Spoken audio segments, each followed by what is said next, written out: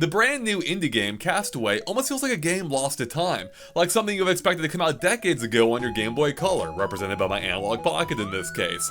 And it harkens back to a simpler style of gameplay, back to a time when you didn't need fancy 3D graphics or complicated controls, because Castaway really strikes at the heart of what makes a good Zelda game on a Game Boy platform. It truly feels like a spiritual successor to Link's Awakening, and not just because both of them involve castaways. The only downside about it is there's no way for me to play it on a Game Boy Color or analog pocket, but it is available on the next best thing, being the Nintendo Switch, along with PlayStation, Xbox, and Steam.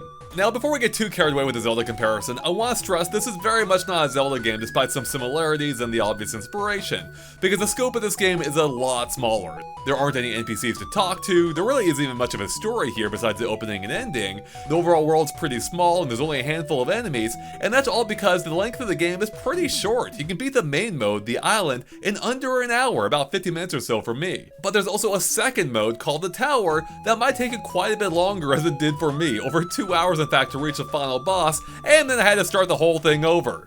And that mode is actually the one that really sunk his teeth into me, but we'll get back to that in a second.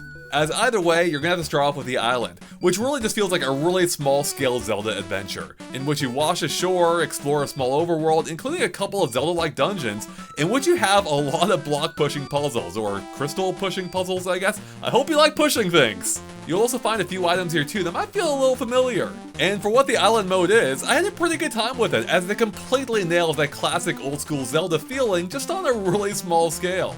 As Castaway completely nails the look and feel of a game from that era. Although I have to say, going back and looking directly at a Game Boy Color game like Link's Awakening here, Castaway does look a fair amount better, though still in line with what I would expect. It looks beautiful, I freaking love the art style, and I love how it controls too. Of course, matching the typical 8-directional way of movement for a top-down game, but also the simple button controls with one button for each weapon, but also there's a dodge roll here as well, and it feels great. I need all future top-down Zeldas to have this roll because it's so good. But I do have one small issue. This might be a total me thing, but with how close this game is to emulating the classic style that I've been playing a lot of recently, as I said, I hate that you can't remap the buttons as of now, because I kept mixing up the sword controls. By default on Switch, the sword is on Y, whereas if you play the classic top-down Zelda games, such as on Game Boy and Super Nintendo, you know that it's probably assigned to B. So that completely threw me off, and I kept rolling when I meant to use my sword instead, and it ensured I died way more often than I probably should have.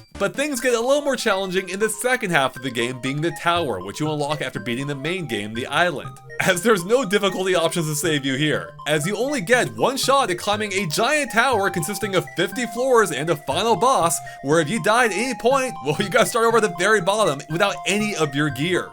It's a little roguelike in that sense, except here almost nothing is randomized at all. Every floor is designed and bespoke, and the only thing that's randomized is which upgrades are available to you each time you level up.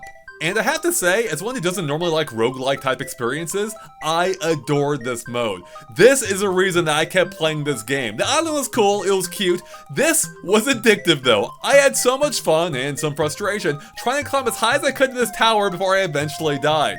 Because each time I got a little bit better, whether it's learning a new trick on how to deal with an enemy, or how to navigate a spike trap, or even figuring out which order of the upgrades I should go with, at least for my playstyle, in addition to observing little details like how there's a kitchen on every 5th floor, so you know you can stock up on health then, or it's actually better to go into that kitchen fully stocked, so that when you break open an item barrel, it awards you coins rather than fruit that refills your health. Because those coins, which are primarily dropped by enemies when killed, disappear quick, and it forces you to make a choice. Should I go grab them as soon as I can or risk taking damage, or do I let them just go away and conserve my health by, fighting off the enemies instead?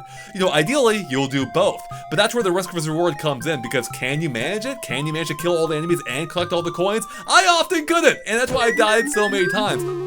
And it feels fantastic when you finally get enough coins to fill your level up bar, and you level up, you can choose which upgrade you want in the 3 random options, and especially with how each of them can affect your playstyle and your strategy going forward. It is so freaking well done, and I had a complete blast playing all the way through, even if I haven't truly actually beat it at the time I'm recording this. Maybe I will by the time I post it, but I had so much fun getting to the final boss, and even if I got stomped, I'm ready to hop in again. It is so great, and I didn't even touch on the wide array array of upgrades, like such as how you can increase your speed, or increase the power of your sword, or hook shot, or other items, or such as how you can choose to buy half a heart at a time in order to eventually add a full heart to your meter, or instead you could buy a shield to temporarily absorb a hit instead of your heart taking the damage, or you can buy an orb that circles around you and attacks enemies. There are a lot of options here without ever feeling overwhelming, and it all makes intuitive sense without the game ever having explained anything to you. The only real complaint I have is the overall lack of enemy variety. I think there's only 3 types of enemies, and I feel like they could have used a little bit more, because although this also applies to the island half as well, you definitely feel it more here with the emphasis on combat and the fact that you're replaying the entire thing over and over. But speaking of enemies, I really enjoyed the tower's final boss. I thought it was interesting and pretty fun, at least until I got stomped again, especially in comparison to the more simplistic bosses found in the island. In fact, looking back, the entire island segment really feels like a prologue or training for the tower. Not that it isn't fun in its own right, but I really do feel like this game comes alive when you reach the tower. So yeah, those are my thoughts on the Castaway. It starts off cute and pretty strong with the island, but then turns into something else entirely with the addictive nature of the tower, which again is something I almost can't get enough of. Now, I don't know if I'll keep replaying it once I finally do get through it, but I have to say that I won't regret my, probably 2 to 3 plus hours at that point with that mode alone. Especially for $7.99, I don't think you can go wrong with the Castaway. If you like what you've seen so far, definitely check it out. It's a lot of fun, and it's truly just an adorable game that evokes a simpler era that personally appeals to me a lot.